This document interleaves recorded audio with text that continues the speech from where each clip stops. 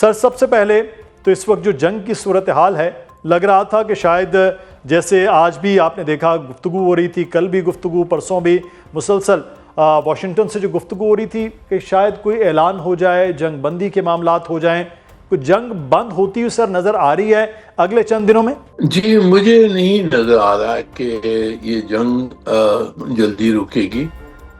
میرے خیال میں جو بیانات امریکہ کی طرف سے آ رہے ہیں، آپ نے سنا ہوگا، وہ تو کہہ رہے ہیں کہ آج کے دن میں انہوں نے سب میں بڑی بمباری کرنی ہے ایران کے اوپر۔ تو میرے خیال میں امریکہ ایک ایسکلیشن کی طرف امریکہ اور اسرائیل جا رہے ہیں، اور یہ جنگ کچھ عرصے تو جاری رہے گی۔ صحیح۔ تو سر جنگ کا انجام مطلب امریکہ کی جو خواہش ہے، آپ سمجھتے ہو کیونکہ حملہ امریکہ اور اسرائیل نے کیا، جنگ کا انجام کس جانب ہے؟ بالکل ایران کو عراق کی طرح کر دینا، افغانستان کی طرح کر دینا، کیا آپ دیکھ رہے ہیں کہ کس طرح سے یہ انجام ہوگا؟ جی میرے خیال میں امریکہ کی طرف سے تو جو آبجیکٹیوز تھی تھوڑی سی کنفیوز تھے۔ وہ چاہتے تھے کہ ان کی نیوکلیئر پروگرام، میسائل پروگرام ختم ہو جائے، اور جو ان کی جو ادارے ہیں حزب اللہ جیسے، ان کو بھی روکا جائے۔ جو اسرائیل ہے وہ میرے خیال میں چاہتا ہے کہ بالکل ایران کی بربادی ہو، اور اس خطے کی بھی، اس خطے میں بھی پوری کیوس ہو، اور آپس میں ایران اور مسلمان ملکوں کو لڑائیں، اور جو کیوس ہوگا اس میں صرف ایک طاقت رہ جائے گی، وہ اسرائیل ہے۔ تو یہ مختلف آبجیکٹیوز ہیں دونوں، امریکہ اور اسرائیل کی۔ اب ایران کے پاس کوئی چارہ نہیں ہے، صرف اپنا وہ تو لڑتے رہیں گے جب تک ان کے پاس میسائل اور ڈرون کیپیبلٹیز، جو کچھ ان کی دفاعی کیپیبلٹیز رہتی ہیں، اس سے وہ لڑتے رہیں گے۔ اب یہ دیکھنے کی ضرورت ہوگی کہ یہ جنگ کہاں جا کے بند ہوتی ہے، ایران کی کتنی تباہی ہوتی ہے، اور اس کے بعد میں کیا حالات ہوتے ہیں جس میں کچھ معاہدہ ہو سکے۔ اچھا، ایک چیز جو ہمیں دیکھنے میں آئی کہ عراق میں جب حملہ ہوا، افغانستان میں ہوا، تو نیٹو اتحادی تھے امریکہ کے ساتھ ممالک، لیکن اب کی بار صدر ٹرمپ نے کہا بھی، لیکن اس کے باوجود وہ ممالک اس طرح سے شامل نہیں ہوئے۔ اس کی کیا بنیادی وجہ لگ رہی ہے اس جنگ میں کہ ان ممالک کا شامل نہ ہونا؟ برطانوی وزیر اعظم نے تو بڑا کلیئرلی انکار کر دیا ہے، جاپان کا موقف بھی آ گیا، باقی ممالک بھی۔ جی دیکھیں، یہ ہر ایک ہی جو ملک ہے، یہ زیادہ تر یہ ڈیموکریسیز ہیں، اور ان کو اپنا جو ان کی پبلک اوپینین ہے اس کو ریفلیکٹ کرنے کی ضرورت ہوتی ہے اپنی پالیسیز میں۔ تو ان کے تعلقات تو بہت گہرے ہیں امریکہ کے ساتھ، اسرائیل کے ساتھ بھی ہیں، پر اس وقت ان کی پبلک جو ہے وہ دیکھ رہی ہے کہ یہ جنگ ایک ناجائز جنگ تھی، یونیلیٹرل تھی، کوئی خطرہ ایسا نہیں تھا، امیوننٹ تھریٹ کوئی نہیں تھی۔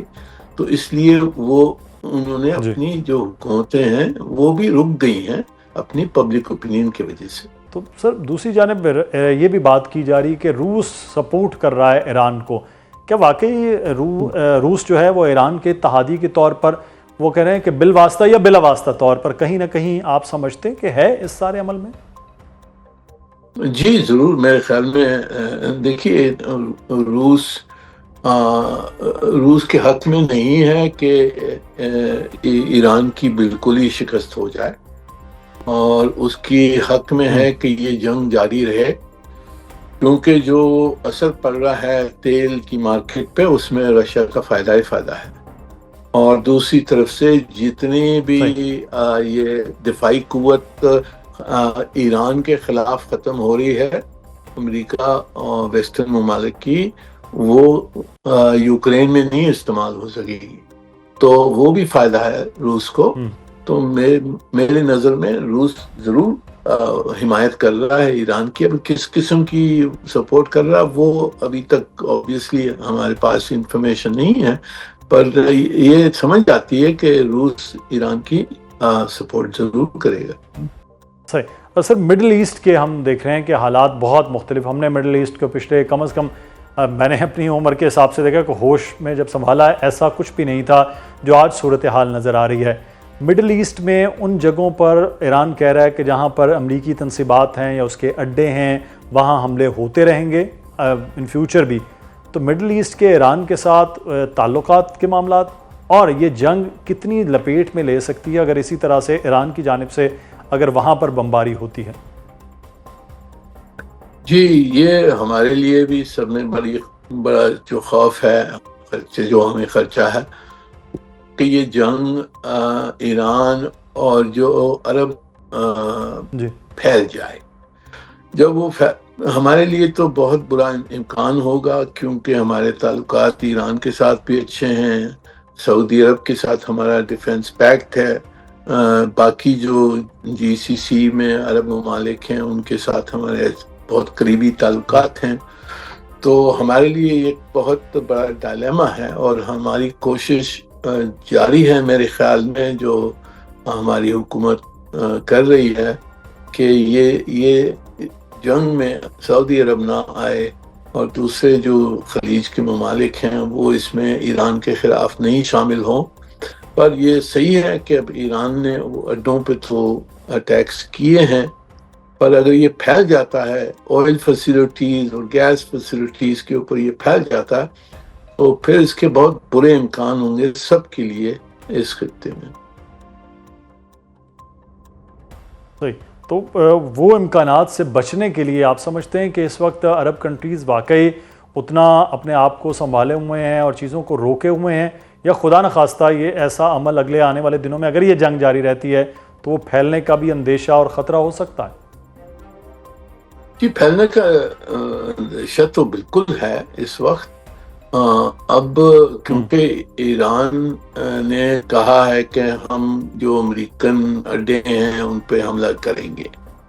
اب ایرانی حملے اڈوں پہ شاید ہوئے ہیں، پر کوئی سویلین ٹارگٹس پہ بھی ہوئی ہیں اٹیکس۔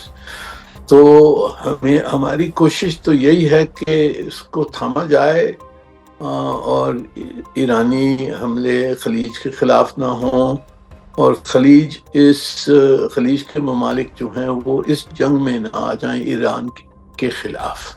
یہ ہماری کوشش جاری ہے میرے خیال میں، اور یہ ہمارے لیے بہت ایک اہم آبجیکٹو ہوگا اس وقت۔ صحیح۔ تو پاکستان کا اس سارے عمل میں ہم نے دیکھا کہ بڑا ایک مثبت رول رہا ہے، اور جس پہ ایران کے حوالے سے ایران کو سپورٹ بھی ادھر طرف سے مڈل ایسٹ کے ممالک کو بھی روکے رکھنے میں، آپ پاکستان کے سارے عمل میں کیا رول دیکھ رہے ہیں؟